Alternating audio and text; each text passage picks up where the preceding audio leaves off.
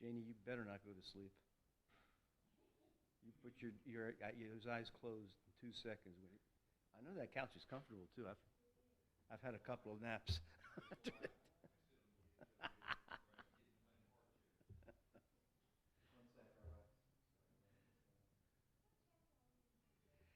This will be around Genesis 29. I said some of this last week. I just want to reiterate. Yeah. A schedule of oh, okay. I don't think there is, but you know what? That's a good idea. I'll put that online. Yes, it's a good idea. It's a great idea. Did you hear that? We're going to put the schedule of the Bible studies online. It'll be on Facebook and on our website from now on. Lord, bless your word into our hearts, oh God. We want to learn how you interacted with the patriarchs, their responses, and their growth towards intimacy and towards the vision of a new way to live. And every one of them had to go through that. Thank you for it in Yeshua's name. So, I think I talked a little bit about this last week, but I want to reiterate to bring us up to where we're going to be today in chapter 29. So after this long journey, Jacob arrives in his family's land, in the land of Haran. And he's tired, and he's hungry, and he's thirsty. And along comes Jacob, and he sees a well and 3 flocks of sheep lying around it, and a giant stone lying on the mouth of the well. So he's interrogating the shepherds, wants to know where he is, and then they tell him that this is the area of Laban, and Rachel, his daughter, is coming, and it's just, it's wonderful. It's wonderful. Look, it's here's a girl, and she's pretty good looking, and so Rachel comes along, and she says, "Water your sheep and feed them." He's a stranger, but the men refuse to go because he's trying to send them away. Why do you think Jacob's trying to send these shepherds away? Yes, to be alone with Rachel. Okay, clearly. But they don't go because they say, we cannot until all the flocks, this is in 29:8, we cannot until all the flocks are gathered, and they roll the stone from the well's mouth, for only then do we water the sheep. In other words, we have a custom. A custom is, it's just like nomos in the Greek. It's a word or law. Custom, even in the Hebrew culture, has the minchag, has the force of law. So this was a convention, and they purposely had this huge stone on the mouth of the well to make sure that it would be a cooperative effort, that the shepherds would all have a part in moving the stone, and then and only then would they water the flock. So here it is, 29:10 and 11. And it happened when Jacob saw Rachel, the daughter of Laban, his mother's brother, and the sheep of Laban, his mother's brother, that Jacob drew near, and notice, by himself.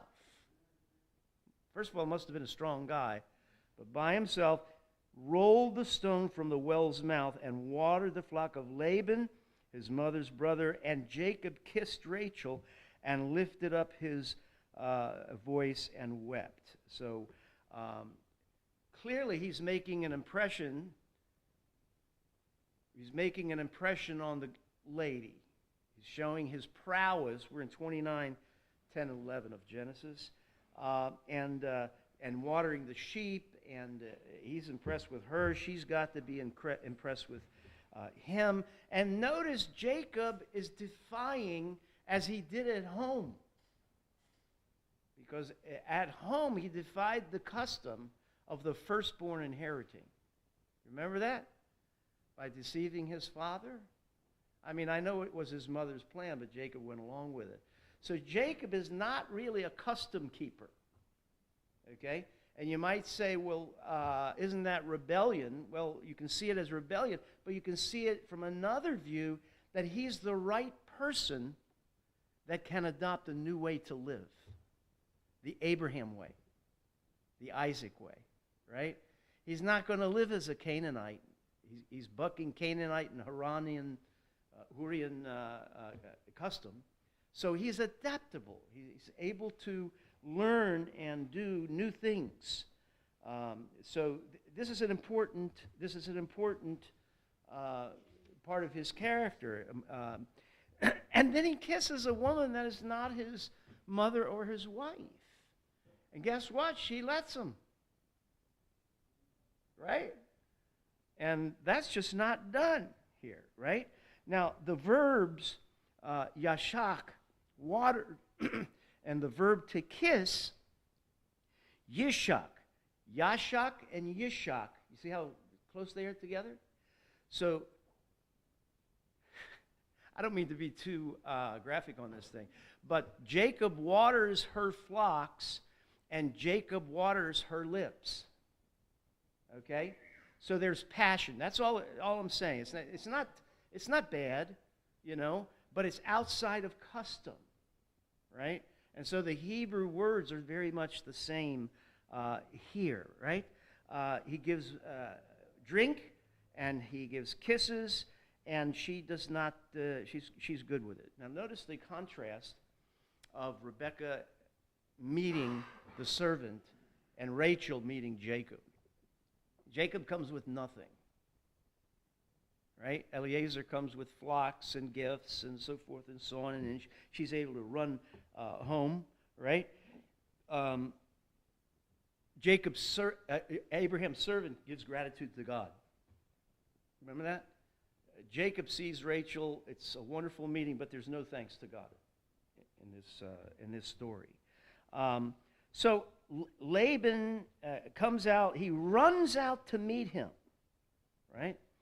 And so why does Laban run out to meet Jacob? When he rushes out to meet Jacob, he embraces and kisses him and brings him home in 29:13, right? Because Laban remembers something. What does Laban remember? He remembers the gifts. And maybe this Jacob is from the same family, the same area. Maybe I could make a buck here too. Okay? So we see something of Laban's character. We'll see it again in just a moment. I want you to take a look at verse 15 very carefully. Okay? 29:15. After a month, Laban proposes something to Jacob. So Jacob gets a free ride for a month. In verse 15, because you are my brother, should you therefore serve me for nothing? Tell me what shall be your wages. Okay? Now, you can read it as Laban's being generous to Jacob, right? Giving him a job, you're my kinsman. But you can read the Hebrew in a different way. I'll leave it to you to figure out which way this is. What, are you my kinsman? Like you're my relative? That you work for nothing? You catch the intonation? Like, if we're brothers, you need to work. Or, you're my brother, right? And you're helping me, and I should pay you. Now, which one of those do you think is working there? I suspect it's the second one, because if you take a look at Laban's treatment of Jacob, he does not treat him as a kinsman. He treats him as a servant. So I think the second reading of the Hebrew, so you're my relative, huh? And you're hanging around here, and we need a business contract. Okay, I need to get some more work out of you, and I'll get some wages to you as well. So, here blood and business don't always mix. So here, he sees Leah, and her name can mean, if you look it up, you're not going to gain a whole lot of information. It can mean a lot of things. I'll give you an example. It can mean either cow or mistress. I mean, that's a little silly, but okay. So, all right. It can mean weary. It can mean all kinds of things. To tire, to make one disgusted. It can mean a lot of things. But the description of her eyes gives it away, right? Her eyes are einei rakot, and this is often translated, and I think you brought this up, Hector, last time, weak-eyed, right? Weak-eyed. But in fact, it means soft-eyed, tender-eyed. She's the one that sees. She's the one with compassion. She's the one like a Rebecca before her can see. Okay? Rachel means ewe lamb, unequivocally. And the scripture says that she is yafa. She is of beautiful form. She's beautiful to see. So attention is given to Leah's eyes and to Rachel's good looks. And so the difference between them is the difference between an invisible quality which is to be admired in a spouse and beauty which fades, beauty which can confuse the mind, beauty which initiates the story of Troy, right? Helen of Troy, and other things like that. So she's tender-eyed, Rachel is good-looking, and then the question is here, is visible beauty, is that the requirement for marriage, or is the requirement for marriage and carrying on the patriarch something more in depth, a quality that can see beyond? We'll see that quality shortly when Leah gives birth, right? We'll see that quality in her. Rachel's beauty denotes self-sufficiency, self-awareness, confidence, but we will see that's not going to be the case down the road. Leah's eyes allow her to see, allow her to have compassion, and in fact, later on, we will see it's Leah who raises all of Rachel's children. Rachel passes, and Leah is the matriarch. She raises all of the children. And then the scripture says this in verse 18, something very sad. And Jacob loved Rachel, and he said, I will serve you 7 years for Rachel, your younger daughter. Right? So, that's not done either. Later on, we'll see that it's the oldest daughter that has to be given first. That's the custom. It's a disgrace to give the younger daughter, but guess what? Laban says, okay. He says, okay. So now, let's read this carefully, verse 19. Okay? I'm going to read it. It is better that I give her to you than I should give her to another man. Dwell with me. Right? Or I can read it, better to you can be read best to no one. I'd rather give her to no one. It's purposely crafted to mean both things. I don't really want to give Rachel to you. She's my beautiful daughter, and you're really not worthy of her, right? And but I mean, we're going to be kind to Laban, and we can read it nicely. Better to you than to another man. All right, but we know that's not in Laban's heart. Okay, and probably from the beginning. So he's going to labor 7 years. And notice, Jacob's a smart guy. There's no contract. There's no swearing. There's no guaranteeing. There's no oath. What makes him stupid? Love. Love blinds him from what he would normally do to make Laban swear an oath. And he doesn't do it here. Okay? Later on, he has his wits about him, And he does that. Okay. So this is not to demean him. This is just to say that he is guided by his passion, and we're going to see this a number of times. He's got to get hold of his passion. At some point in history, it won't be until Egypt, really. And that will be a great story. And Jacob served 7 years for Rachel. The scripture says he fulfilled her week. Right? So a week is 7 years. And notice this. And they were in his eyes like but a yamim achadaim, but a few days, because of his love for her in verse 20. Now, I want to link this up to something that his mother said to him. What did she say to her son Jacob? Remember that? Go away, and when your brother's anger is subsided, you'll come back in Yamim Achadayim. There's no way that it was going to be a couple of days. But to Jacob, it was just a couple of days because of his love for you. You see how the story is knit together? Go away and come back a couple of days. So he goes away for 7 years, but it seemed like a couple of days for him.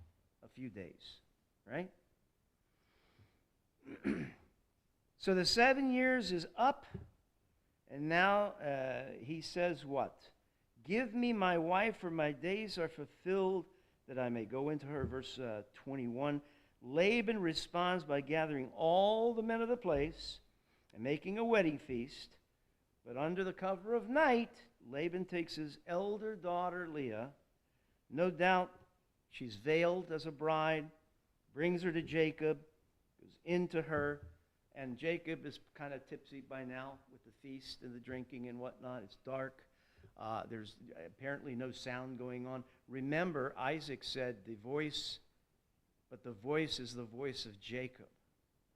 Now, could Jacob have heard the difference in Leah's voice and in Rachel's voice? There's no mention of anything. It's silent. Silent night, right? So there's no voice being heard here.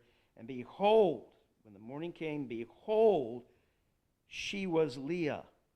Mr. Sharp-eyed Jacob had been tricked, right, in the dark by Laban. How could it happen? I just mentioned. So Jacob in verse 25 says, what is this that you have done to me? Was it not for Rachel that I served with you? Why have you betrayed me? So Jacob feels abused. He's been abused. He's been tricked. But Uncle Laban has an answer. It carries moral force of the day. He says, it is not done in our place to give the younger before a Bechira, the firstborn girl. Just not done, verse 26. So Laban is speaking custom. He can't, this is not right. You're not supposed to supplant the firstborn. Ooh, I don't know about you, but if I was Jacob, that would be cutting. Why? He did it. He was part of the plot to circumvent the firstborn.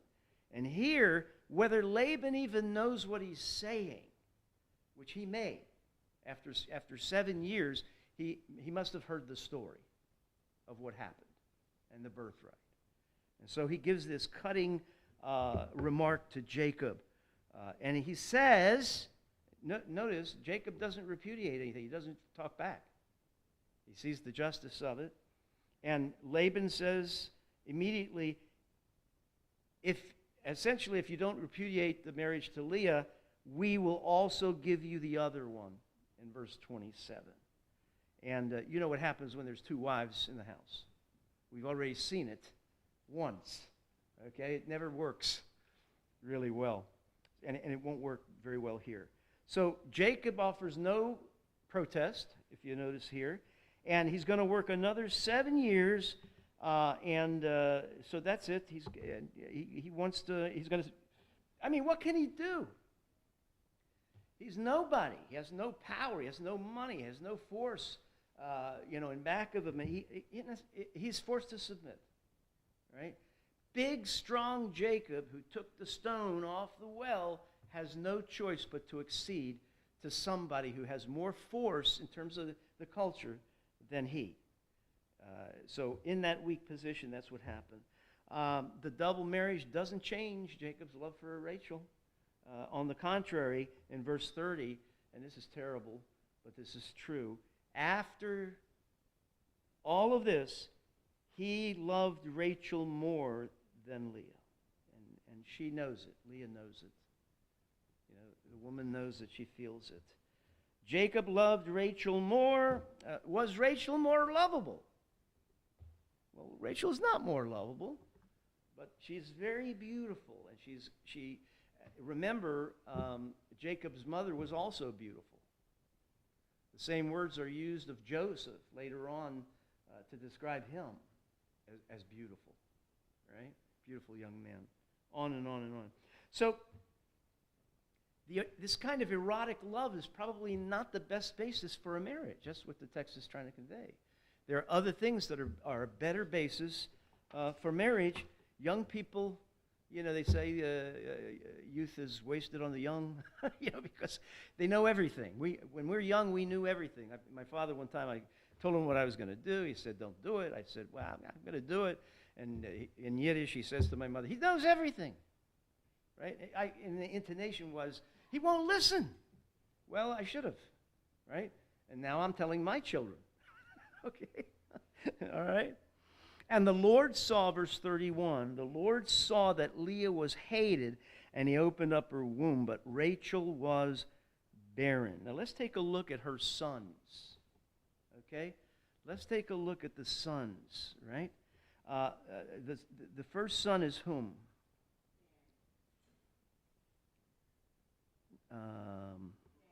No. Reuben, Simeon, Levi, Judah, right? Okay. So let's take a look. Reuben means what? See a son. And what does she say? The Lord has seen my suffering. Now this is remarkable. Okay, let's keep going. Let's take a look at Shimon, Simon. From Shema, to hear. The Lord has heard that I am despised. Okay? Levi means to join. Right? Levi. What does she say of him? My husband will be joined with me. Maybe this will connect us. Okay? Yehuda, Judah. To sing praise. She says, I will praise the Lord. Now, what this says about Leah, to me, is remarkable. Leah is not joined to her husband, so she's joined to the Lord. You catch that? I've got the Lord who has blessed me, and I turn to him for my joy in giving me children. Okay? It's not the best situation, but it shows her heart. She's content, right, to not be the beloved wife, but to be loved by God and provided children, which she names according to her desire, according to her request, according to how God has treated her.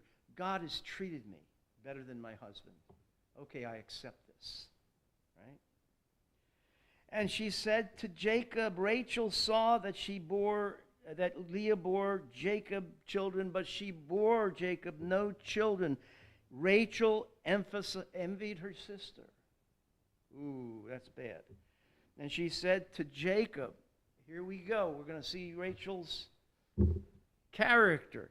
Give me children or else I will die. Okay?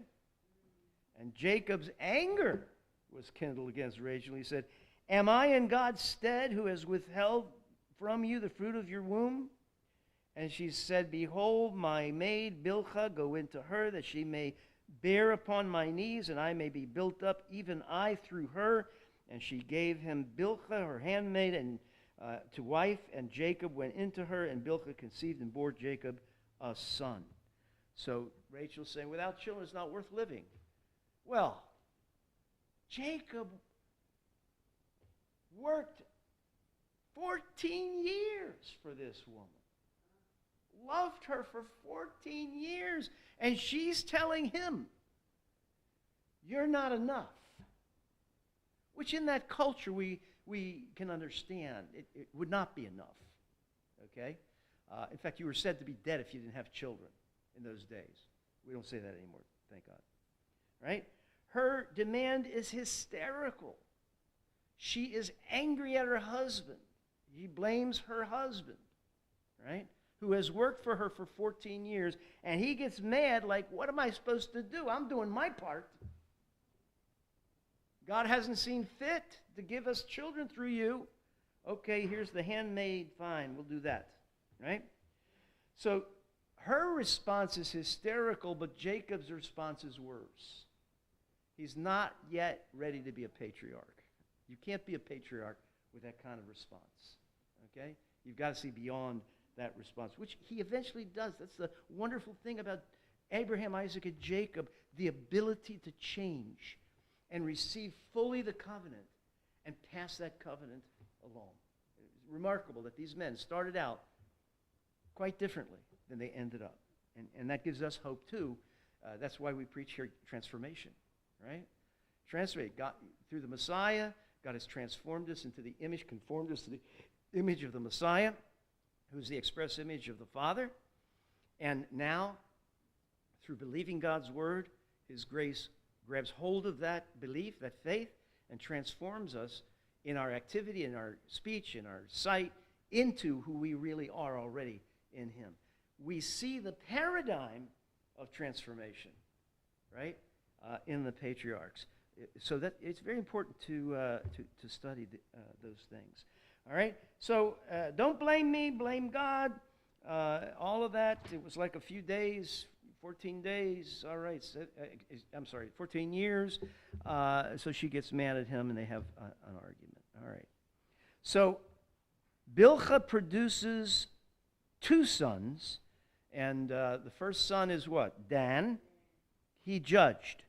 So now Rachel is saying, God has judged and also heard my voice and given me a son. Now, think about what she's saying. It's not God has judged me worthy. God has judged my nasty sister. God has judged my husband and given me a son. And Naphtali. Naphtali, what does it mean? It means wrestlings. Because in the wrestlings of God, I have wrestled with my sister and I have prevailed. Oh my gosh. Those names are quite different, aren't they, than the names of the sons of Rachel? Okay, quite different.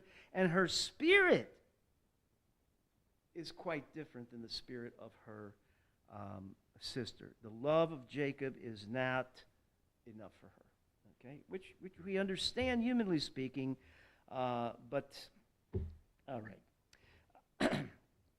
So here's Leah, and she wants some more children. So she does what Rachel does and gives her handmaid Zilpah in the competition. So now Leah's entering into the competition as well. She has Gad, she has Asher, and so what happens, mandrakes are an aphrodisiac, and Reuben finds these and brings them to his mother, and Rachel begs for a share, and then Rachel bargains with her sister, I'll give you some of the mandrakes, but let me have some time with Jacob. Okay, which they agree to that. All right. So more sons are born, and the clan begins to grow, right? Leah completes her childbearing with one daughter, and that daughter's name is? Yes. And so Rachel has a son, and Rachel names that son whom? Joseph. May the Lord add to me yet another son. Of course, she gets Benjamin, son of my right hand. Right? So she has two sons. And what's that? All right. God has taken away my disgrace, Rachel says. But we're going to see that Jacob's sons have not honored their sister. And you know what's going to happen later on? They're going to allow her to wander off unguarded, unnoticed, and bad things are going to happen. Okay? So they too have to learn in discipline to receive the covenant fully, which they will. They will learn it. So here are the rivalry between the two sisters produces lots and lots and lots of children. All right. So here, Jacob finally has enough of Laban, and he says in verses 25 to 26, "Send me away that I may go to my own place and my own land. Give me my wives and my children for whom I have served you, that I may go, for you know my service with which I have served you." Laban's not quite ready, right? So he has a new deal. And what is the new deal? We know the story, but we're going to pretend we don't know the story, right? "The Lord has blessed you wherever I turn, and now when shall I provide for my own household?" So Jacob sees a possibility in Laban's deal, right? So he's going to stick around for another 7 years, and he's going to do what? He's going to make a deal. All of the speckled cows are going to be mine, and all of the pure colored cows are going to be yours, knowing full well that cows can jump the fences. If they're low enough, the cows can jump the fences, and genetics, the laws of genetics, are going to favor the speckled cows. He knows it. He's been working with these guys for 14 years. So he's well aware of what's going to happen. And what is the result? The feebler were Laban's and the stronger were Jacob. The ones that jumped the fence were the stronger ones. And they came back over, right? And this is exactly what happened. "And the Lord said unto Jacob," chapter 31, verse 3, "Return to the land of your fathers," right? "And to your kindred, and I will be with you." In other words, this is not where you're going to inherit. He reiterates that the land of your fathers is Canaan. You go back there, right? "I will be with you." Go off to an unknown land. You've been here 21 years. It's time to go. You cannot remain here. Even though you are succeeding like crazy and it looks like you have the upper hand, you cannot stay here. Go back. And so, "I see your father's countenance," verses 5 through 9, 31, 5 through 9, "that it is not torn me as it was before time." Okay, so he sees Laban is miffed like crazy. Jacob is growing and Laban is diminishing. And so the envy, the jealousy, is terrible. "Your father's face is not towards me as before time. The God of my father has been with me. Now you know that with all my power I have served your father." He's talking to his wives. "But he has cheated me and changed my wages 10 times. That's something we didn't know before. 10 times changed the deal. "But God did not allow him to harm me. If he said thus, the speckled shall be your wages, then all the flock bore speckled. And if he said, the streaked shall be thy wages, then all the flock bore streaked. For God has taken away the livestock of your father and given it to me." So he's preparing the ladies, you know your dad is not for us like he was. You have no future here with your father. The only future is for us to take what we have now and go. Of course, the ladies have seen this. I am, 31:13, God appears to him. I am the God of Bethel, the house of God, where you did anoint a pillar and where you vowed a vow. Now arise and go from this land and return to the land of your nativity. He reminds them, right? He reminds Jacob of his dream. He reminds Jacob of his encounter. Go back there. Now the rivalry between Rachel and Leah stops at this moment. And Rachel and Leah are going to answer as one because they see it. And they said unto him, is there yet for us a share of an inheritance in our father's house? Are we not reckoned by him as outsiders?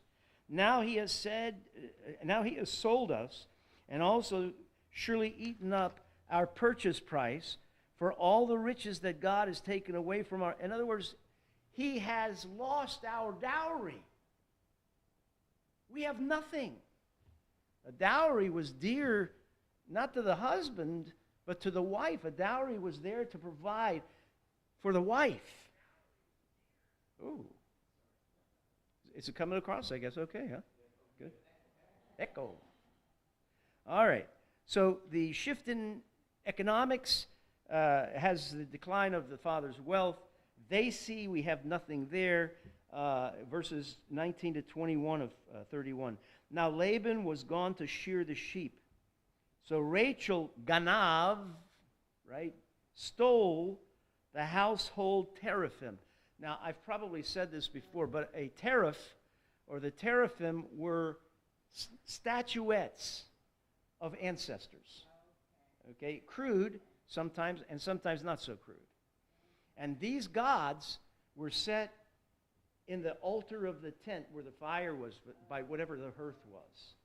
And that was the place of worship in the ancient days. And in fact, if you wonder, why was the guy killed for gathering sticks on the Sabbath? After all, it seems like such a menial thing. Well, remember, the context was, this is in Exodus. Is it in Exodus or Numbers? I think it's in Numbers. But anyway, the Sabbath laws were given, but also God had said, I want the people to worship. I don't want them to worship in their tents anymore. I want them to come to the common place, to the tent of meeting, and I'll instruct through you so that they can have one law, one culture, one mindset. But the one guy and his family said, we're not going to do that. We're going to worship like we always have worshiped at the hearth in our tent. It probably wasn't the first time. Okay? So that's what this is all about. Jacob outwitted the heart of Laban. Jacob too was ganav. That's the word used.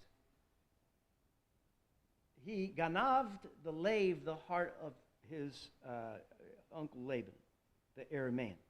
That he did not tell him he was fleeing, so he fled with all he had, and he rose up, and he passed over the river Euphrates, and he set his face towards the mountain of Gilead. So Rachel, why would she steal these teraphim? Because the teraphim were the sign. Whoever held ownership of the teraphim was the head of the clan. So Rachel stole the headship. Oh my. Just like Jacob. Right? She's just like Jacob. Jacob's found his match in Laban and in Rachel. Rachel's like Laban. Okay? So she steals them, and Jacob takes off while nobody's looking. And he tries to run away. Right? So what happens?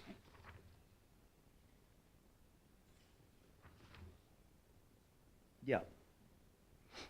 So chapter 31, verse 24. And God came to Laban the Aramean in a dream of the night, and he said to him, take heed to yourself, lest you speak with Jacob either good or bad. Don't you decide what to do with Jacob. You better watch out how you treat him. So in verse 26 he says, "What have you done? You have cheated me. You've stolen my heart. You've stolen my daughters and my teraphim. You've carried off my daughters like captives of the sword." But Laban is not going to be making trouble. He's not in a position anymore to make trouble. "Why did you flee secretly and steal from me? Why did you not tell me so I could send you away with joy and songs?" Yeah, right. Jacob knows exactly what would have happened. "With timbrel and harp. And you did not even let me kiss my sons and daughters.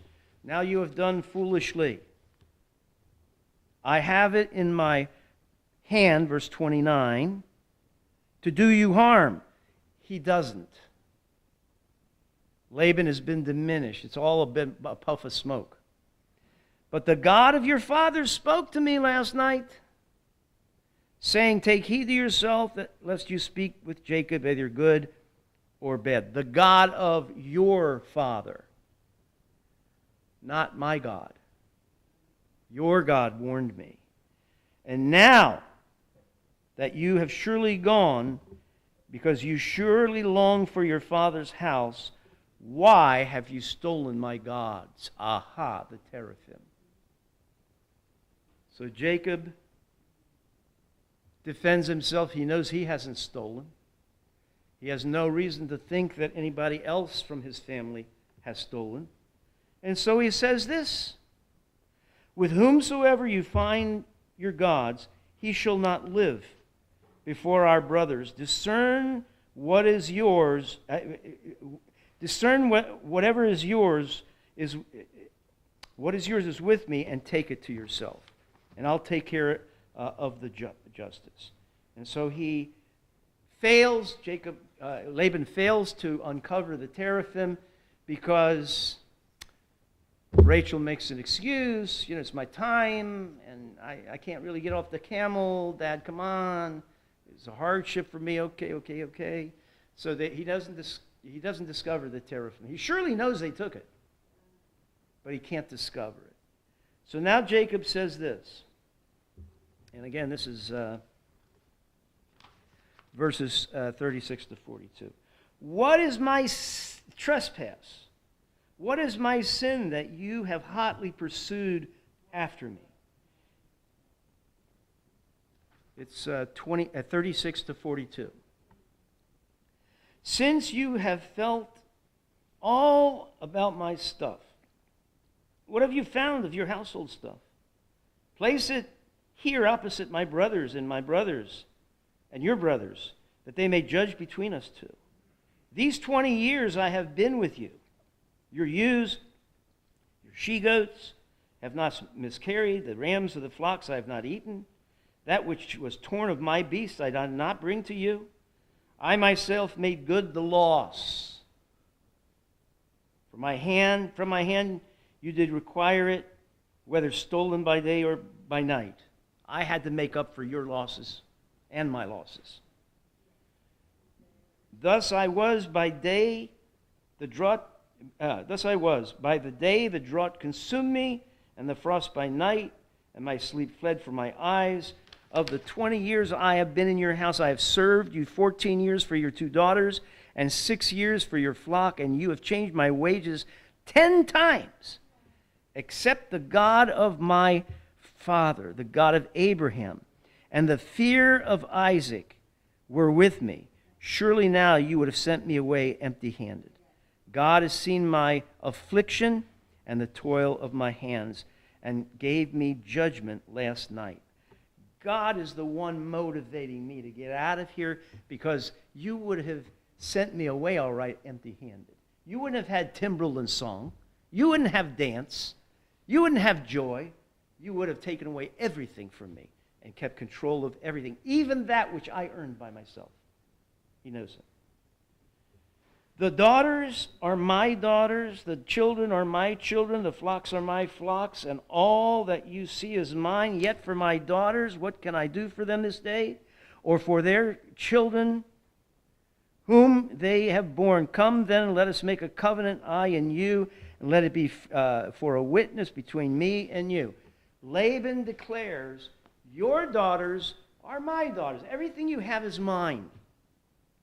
But, okay, you're going to go away. Let's make a covenant so neither one of us are going to do each other harm. Laban is not watching out for Jacob. Laban is watching out for Laban. Okay? So that's what they do. The ancient notions, he makes a covenant, and they leave. Right? The 20 years are ended, and now Jacob is going away. And what is he going to have to encounter? He's going to have to encounter Esau, and that's going to be another learning curve. Okay? Another learning curve. I guess the music people aren't here, so we can kind of move. Is it? Okay. I know. All right. So I think that this is the next parashah, so maybe I'll wait. I'll wait on that. I'm stopping at like 32, 1 to 4, approximately. Yeah. So we'll pick up at 32, 4. And I want you to take a careful look at Jacob's preparation to meet Esau, 1. Second of all, Jacob and Esau meeting and Esau's response, knowing that Esau is a man of passion just like Jacob and can flip just like that, unlike Jacob, hothead. But he can be an unhothead just like that. And then I want you to see Esau's offer to Jacob and Jacob's response to that offer. Okay? Very interesting intrigue. Jacob has much to learn, and he will learn it, but it's going to take a while. It will take. The Joseph story is the longest story in the entire Bible, in the entire book of Genesis, and it's an important one from many, many, many perspectives. It's where Jacob learns, and Joseph learns, and Judah learns, right, to become leaders, godly leaders. All right. Is there a comment or question?